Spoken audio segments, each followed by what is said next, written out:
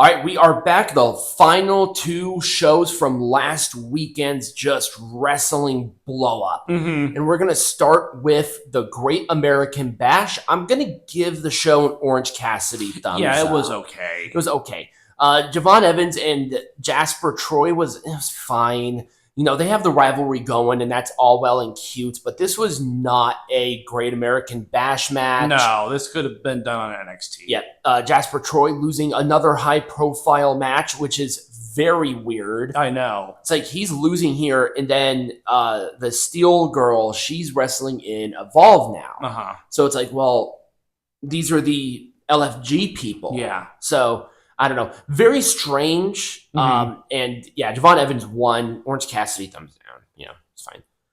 I liked this match. It was okay. But Soul needs to drop this belt and move up to main. I think she's more than capable of standing on her own in main roster. Yeah, well, I mean, she's the speed champion. Yeah. She's a speed champion. She had a standout performance on SmackDown a couple of weeks ago for Evolution. I mean, this was fine. It was a fun match. That Soul Snatcher is just a freaking incredible move. Yeah. She just, I mean, literally out of nowhere, she can hit that thing. Right. It's crazy. Yep. Her athleticism is something I don't think I've ever seen in a female wrestler. No. It's on a different level. It is. Full thumbs up.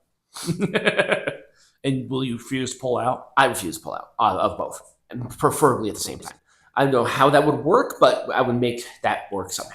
Right. Now, let's go into the Falls Count Anywhere match with Ricky Saints and Ethan Page. Yes. I was not a huge fan of it. I don't know what it was. I don't know if it didn't click with me because they were in a much smaller venue than usual. Yeah, maybe. Because it's like it felt very constricted somehow. It's like the spots that they wanted to do probably would have been a lot better if it was a much larger space, right? I mean, they did a fine match. It was a fun match overall. Orange Cassidy thumbs up. You know, Razor's Edge from the stage to the floor, pretty brutal. They definitely had it, but you know, that's sort of where it was. You know, it could have been better. I think really that's sort of where it was. Like this, I the whole weekend there was just so much wrestling going on. I don't even know. Yeah. Hard to say. The contract signing, it was fine. Darkseid attacked. You know, there was just why nothing. did they do this on a pay-per-view or a premium live event? Yeah, you know, I asked the same question. I'm like, okay, that's fine. Just do this on a regular show. I don't like it when they do contract signings or segments or bullshit during a premium live event. Right. It's like you with just want the pay-per-views. matches. Right. I just don't like it. I never liked it. Oba Femi and Yoshiki Inamura for the NXT champion.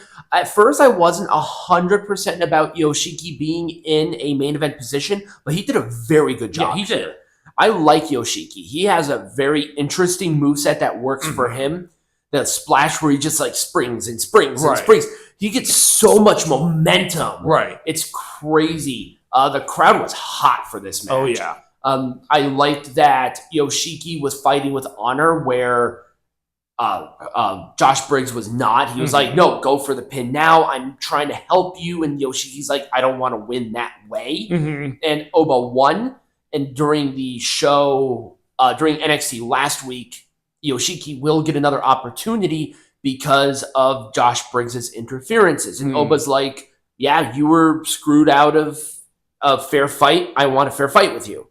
So I think they're sort of testing the waters of Oba Femi being a babyface champion. Not a big fan of that. Yeah, Oba Femi works a little bit better as a heel. Yeah. So.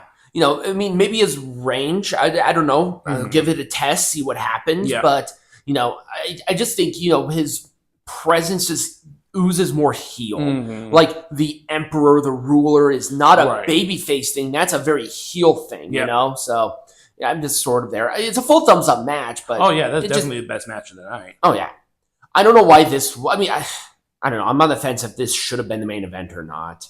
Yeah, I agree. I guess Blake Monroe, this was her debut match, but it was a tag match that felt sort of rushed. And Why do they just insist on having goddamn the champion be pinned every time? It's so weird. I don't get it. That's kind of, yeah, it is. It was a double arm DDT by Blake Monroe on JC Jane for the win. And then it was like an immediate turn, an evolution, which we'll talk about here in a second. It just made absolutely no sense. It was very strange. It was a very strange match. Orange Cassidy thumbs up. It was fun, but yeah, we knew that Blake Monroe was eventually going to become a heelish character, but this was way too fast. This was fast. It was a quick turn. Well, we'll talk about that in Evolution, but overall, it was a fine show. When we come back, we will be talking about Evolution. Hooray!